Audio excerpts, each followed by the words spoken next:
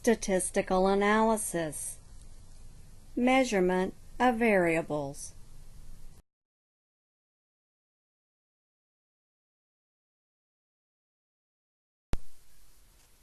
The learning outcomes include: we will be able to describe how to create an operational definition for variables, explain difficulties in accurately measuring a variable, and summarize different scales that may be used to measure the variables you identify.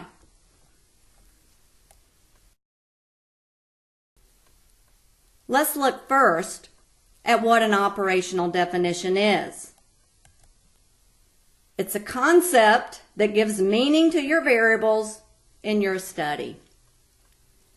You can think of it in a simplified term like a recipe. The ingredients are all given, specifically the amount of each ingredient you need to put in your recipe, the heating of the stove, and the amount of time it cooks, the amount of servings it provides. Should it cool afterwards? Should you put it in the refrigerator afterwards? A recipe is an operational definition for a cake, for instance. So an operational definition in scientific terms is our recipe.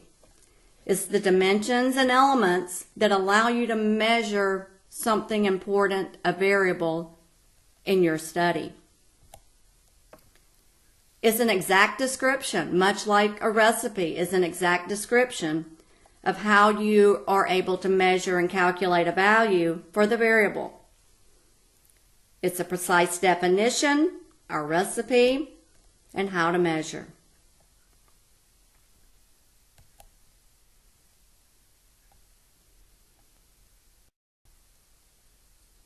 If we look at measurement, things like measuring the length, the width, the height, the volume are somewhat easy to measure. Even if you're measuring someone's height, very simple calculation, you have to make sure that you calibrate all the measurement tools. Do people wear their shoes or not? Can they wear a hat? Should we press down on their hair if they happen to have hair that sticks up over their head? We need to make sure their feet are against the wall, their ankles are against the wall, and they're not on their tiptoes. So we would still, even for something as simple as that, we would have to set up a precise way that the information is gathered. And if we have different people measuring, we'd have to train each one of them. You can ask someone their ethnicity, their race, their age, their income level, their address or the county where they live, and that's pretty easy to do. They may lie. They may lie because they're giving you answers they think you want. They may lie just for fun. They may lie because they want to think they make more money than they really do. Many reasons that people lie. So although this is a fairly easy thing to capture, it's not always as simple as getting an answer that you believe you should get. It also, you have to make sure that you can capture all the range of values you might expect.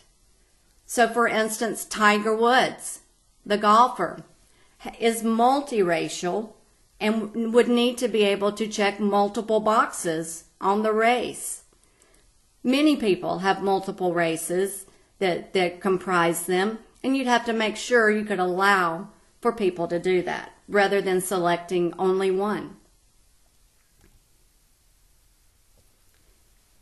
You may also gather information about what people believe, their thoughts, their perceptions, their attitudes, what they intend to do, and what they actually do.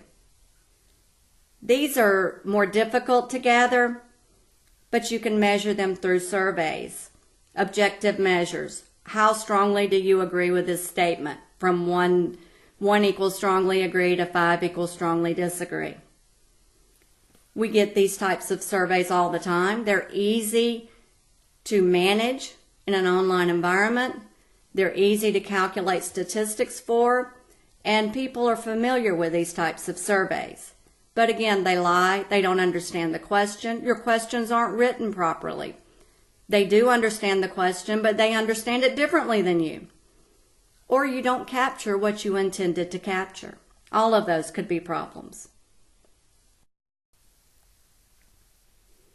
Now, scales are just tools that distinguish one person or from another, from individuals from each other. You could have nominal scales that you use. It's where you assign people to categories or groups like gender, gender identity, ethnicity, race. Again, you have to be flexible and allow people another category if you don't have one on there so that they can explain their answer. You have ordinal scales, and here's where you rank. Somebody comes in first, somebody comes in second, somebody comes in third.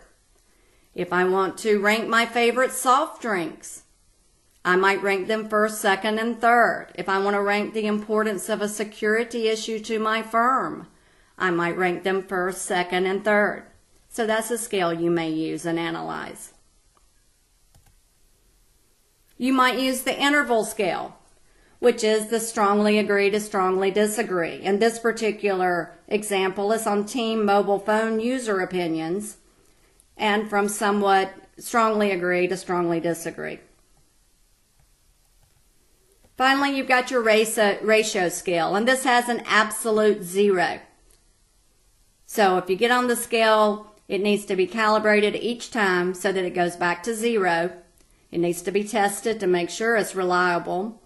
And then you need to have someone read the scale in the same way as everyone else. But it has an absolute 0.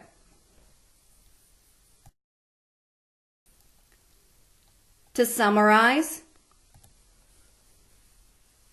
it's just not easy to accurately measure variables. There are many things you have to do to try to make it a better measurement. One of the key ways you do this is through creating an operational definition, much like a recipe that includes all the components that are needed, how they're measured, how long you measure them, who measures them, and how it's recorded. You need to do that before you start doing the research, or you'll find errors afterwards. Finally, you may use multiple types of scales. We've covered a few here. You may use nominal, ordinal, interval, or ratio, and it depends on the variable that you're interested in measuring, which one of these scales you use.